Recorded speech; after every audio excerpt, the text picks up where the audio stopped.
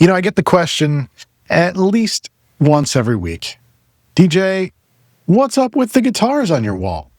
Is that a fake background? Are you in a band? Or my favorite, do you play music? Yeah, seriously. People ask me that all the time. Even when they learn that I live around Nashville, they still ask. Bruh. Try to tell them it's required. I live around Nashville. You have to have guitars on your wall around Nashville. Otherwise, they throw you out. Okay, that's not exactly true. But the answer is that yes, I have played in bands. I have released more than 2 records. And it was all a dismal and complete failure. Now, in this video, we're going to explore more why I abandoned music as a career and ended up deploying IT systems instead. But more than that, we're going to turn it up to 11. Explore 11 of the lessons right from my failures that will help you right now, just like they helped me over the last 26 years. So stay tuned to the end. I'll even take down one of these guitars here and show you that it is not, in fact, a fake background, and that, yes, I do play these things. Okay, let's get started with the story. I started back around 1987 with a broken acoustic guitar. So I took a class in middle school and learned how to play, like, This Land Is Your Land, and maybe how to tune the guitar. That one is relatively important. In 1988, I was given Mary Ann. This is a 1950s Harmony brand acoustic guitar that is heavy and stays in tune. It's pretty much been in tune since the 1950s. It's awesome. In 1989, I heard Stevie Ray Vaughan for the first time. Then he died. Then I heard Eric Johnson play Cliffs of Dover, and I started working that summer at a convenience store to save up enough to get an electric guitar.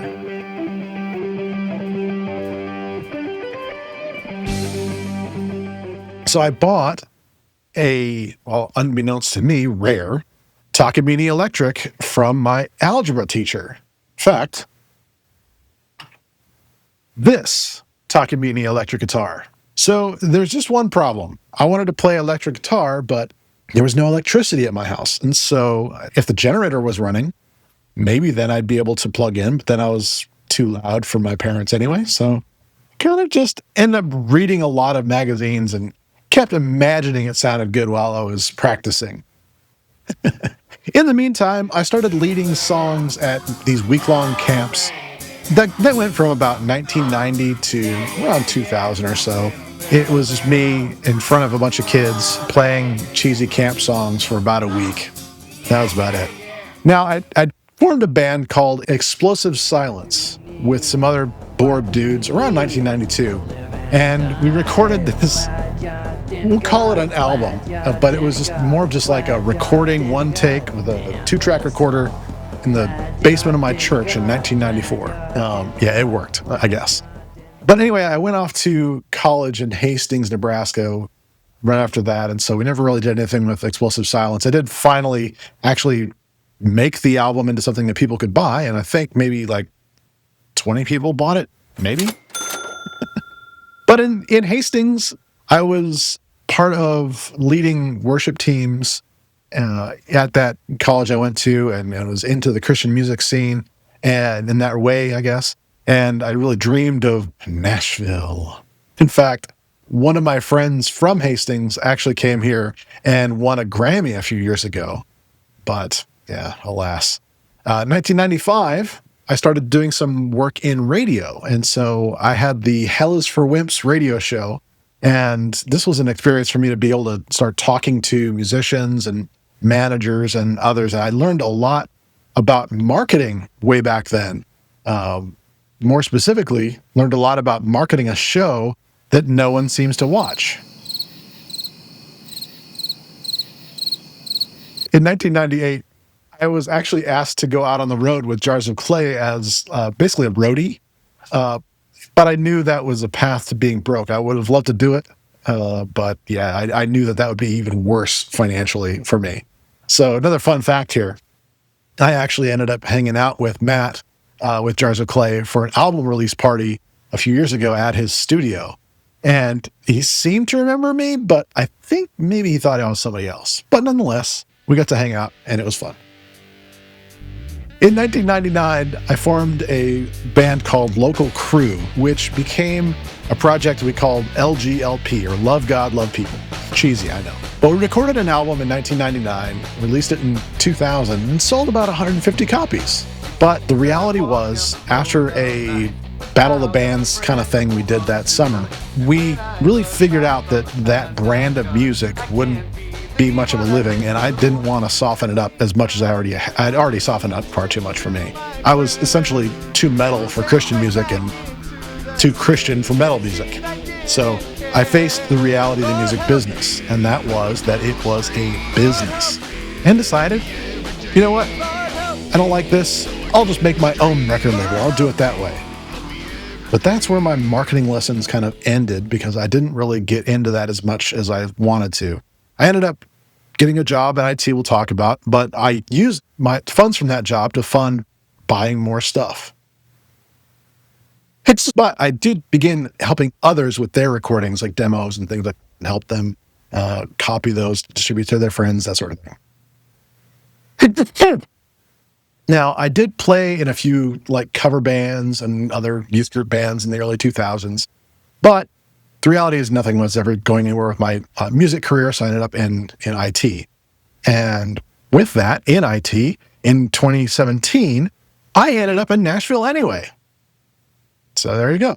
Now, over the course of the years, back when I started writing songs, back in like 83, I think was when I technically started writing songs as a child. And I've written some 200 songs total, but only a few have really resonated.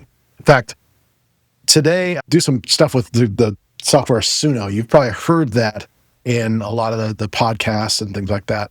And I do play in a church worship band every Sunday, which is cool. But beyond that, my focus has been in IT. Now, there's some lessons that I learned over the years, and I want to share these 11 lessons with you. Number 1, vision is important. No electricity meant adapting tactics to meet the vision. If you let your perceived limitations into your speech and your mind, they become real. Number 2, just like a band, it takes a team to be great, each to do their part. So you need to learn how to lead, even if you aren't the person out front. Turns out that some of the greatest bands you know were led from the side, not from the front. Number 3, specializing is important if you want to be known. Now, unless you're Beyonce deciding to be country all of a sudden, music needs to fit into a category, and you need to be the best in that category. Now, if I hadn't thrown out everything and really mastered Citrix, you actually wouldn't be watching this video today, even though it's nothing to do with Citrix. I had to get known for that one thing first, and then go on from there. And I'd encourage you to do just that. Whether you want to be known or not in your career, that's actually really important. Along with that, don't get known for the wrong thing. In my case, that was being a bass player instead of a guitarist. Just a little nuance there. There's a lesson I recently relearned when I moved here to Nashville and ended up playing bass more than guitar. In other words, when people tell you to just follow your dreams or your passions, test that against what's really real for you and what's actually going to work. Back in 2010 or so, I had an employer that tried to convince me to specialize in exchange. I didn't see that as viable, and I would have been miserable anyway, just like being stuck as a bass player when your heart is playing electric guitar and you know you're going to be more successful with that. Next, focus. Focus. Follow one course until successful. That's a quote from John Maxwell, my mentor. And that really means that you need to just focus in on one thing only, get that mastered, then move on. Again, that was what I did with my Citrix journey. So that really becomes a rally cry. So just get one thing. But also when it comes to having a career that you have a pathway for, it means you need to focus on what you need to learn to be successful at that first, and then go on from there. If you are currently an admin, don't try and learn how to be an architect. Get really good at being an admin, and then move on to being an engineer. Be a really good engineer, and then move on to be an architect. That's really important to follow that course until you're actually successful. Next, it's never too late to get started or start over. This is also from John Maxwell. Sometimes you win, sometimes you learn. I'll say that again. Sometimes you win, sometimes you learn.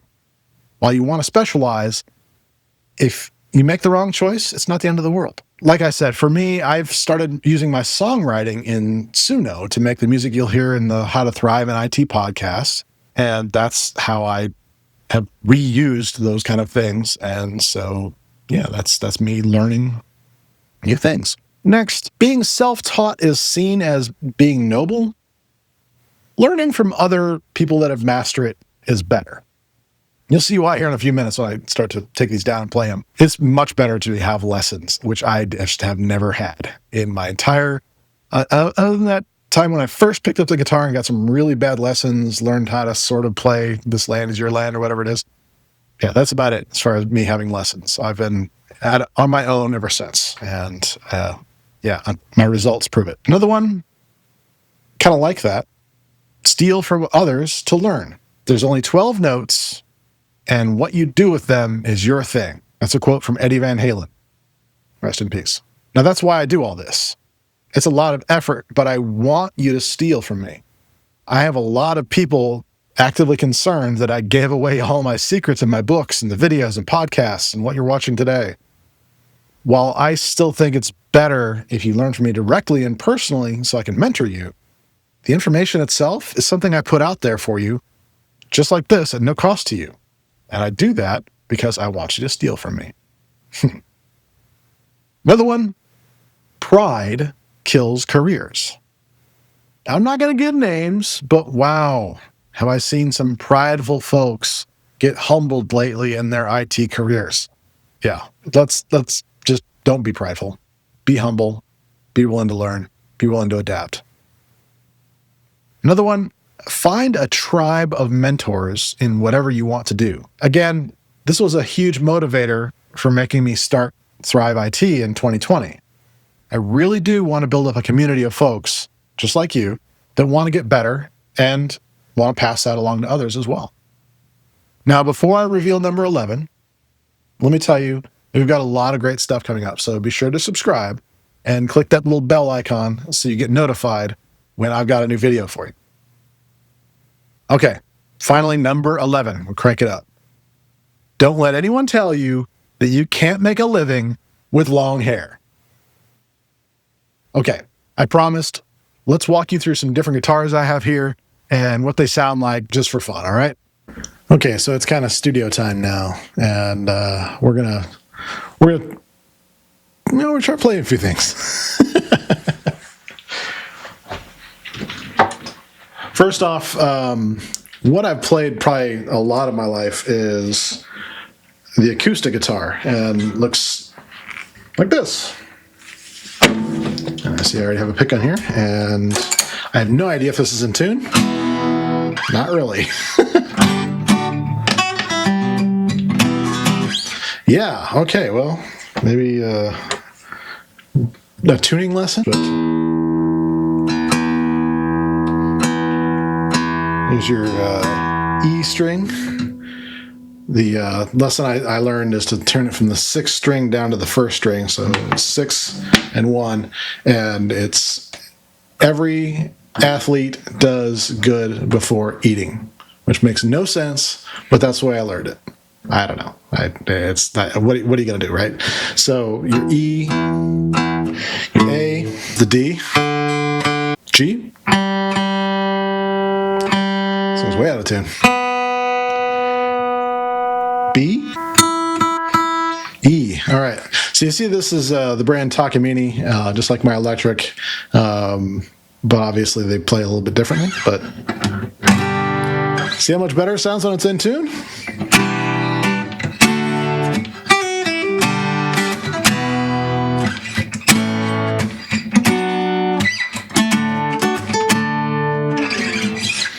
So yeah, that's the acoustic guitar.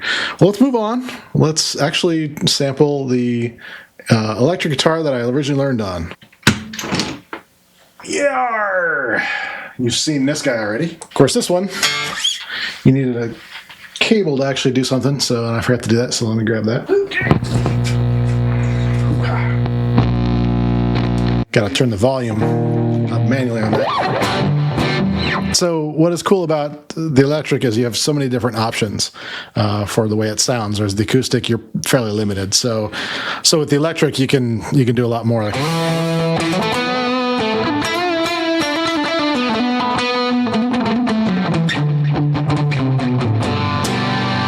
Or you can switch it up to something cleaner.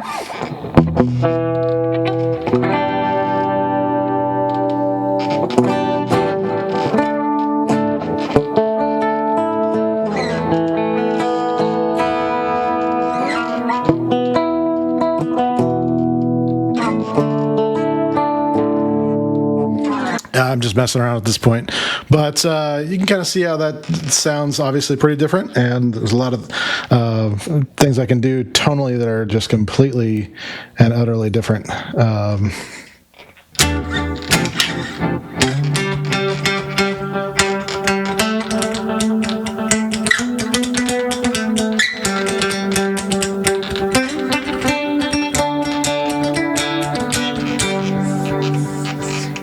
Pretty cool, huh? Well, let's try another guitar. Why not? It'll be fun. Oh. So you see I've grabbed my Fender Stratocaster. By the way, this little thing up here is actually a tuner. So you can actually play it and the vibrations of it show up on the screen. It's very useful on stage when I need to do a quick tune. This is actually the guitar that I play most often on stage these days, both because that is like rare antique kind of a thing, but also because this one has different types of electronic pickups that actually give it a different sound that actually works better for what I'm playing, whereas that one's much more aggressive, as you were hearing. This one is a little bit smoother. It's more of that classic, well, the sounds that I started with, like Stevie Ray Vaughan and Eric Johnson. It also has a little thing we call a whammy bar here, which lets you do little things like whammy or a tremolo if you want to get technical about it. But so you can see that it has that kind of more chimey kind of a quality to it.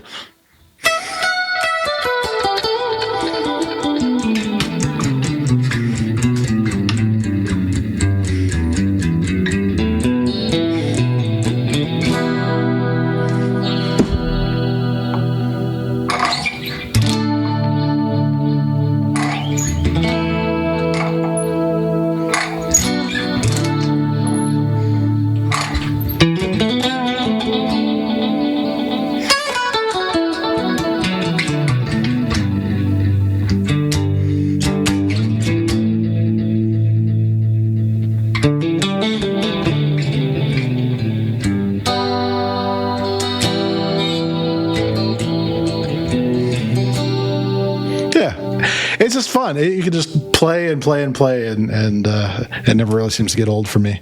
But let's try when we do the kind of heavier things with this. So I click between that's what you're hearing there is me selecting like this pickup versus the other ones. But if I do that.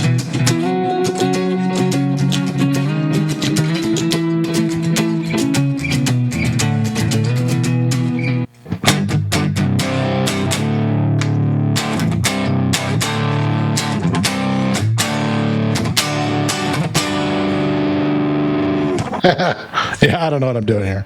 I'm just randomly picking things at this point, just because, you know what, it's kind of fun. And there's lots of software that I'm using these days with, I can't make the screen go high enough, but I'll show you my pedal board, I guess you could say, and what goes into making the tone every week. But modern technology has made it so that these things can be sampled from literal other people's guitar rigs, the entire thing, the sound can be sampled and then emulated the way it behaves when you go more volume, less volume, different guitars, that sort of thing. The way that amp responds to you electronically would be very close to what it is like in the real world when you do it. So very cool stuff. And that's just a big part of playing modern things. I don't have to carry big amplifiers around anymore. I just have this little thing that's this big. It's kind of awesome. What is this one called? This is called What Did You Put in the Front?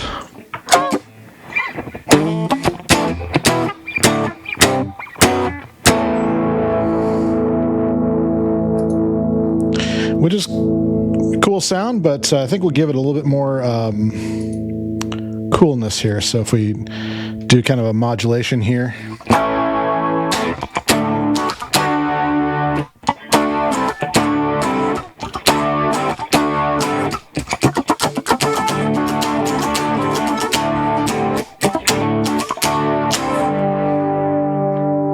That's fun. And we can like make it so it's delaying.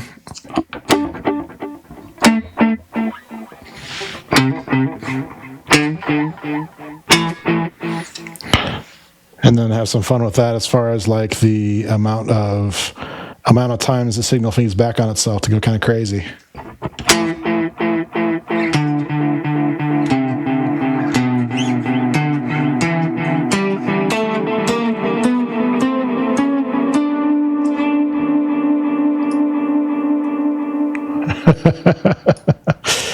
Or you can increase the amount of time between them.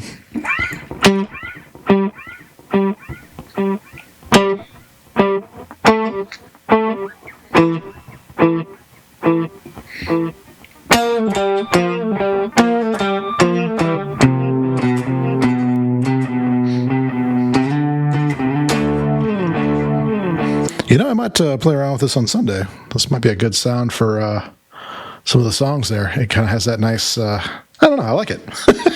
And that's what this is fun about. You know, I can now play with things that I wouldn't have access to back when I was a kid. Well, obviously I didn't have access to much of it all as a kid, but yeah, you get the point. So anyway, thanks for indulging me. You can kind of see why you need lessons. You need to learn from somebody. Something I'm going to be doing here soon as I become more and more serious about this. I'm going to hire a coach, hire a teacher, somebody to work with to make my playing better because it obviously needs plenty of improvement. So anyway, thanks for being with me. And oh yeah. Hey, you're still here. Awesome. If you want to learn more about how my career pathway went and how you can forge your own path, have a look at this next video. If nothing else, please remember that we all have our own pathways. But if I can make this happen, you can make even better things happen. I believe that in my core. So click the next video and I'll see you in there. In the meantime, be blessed by the best and go bless all the rest.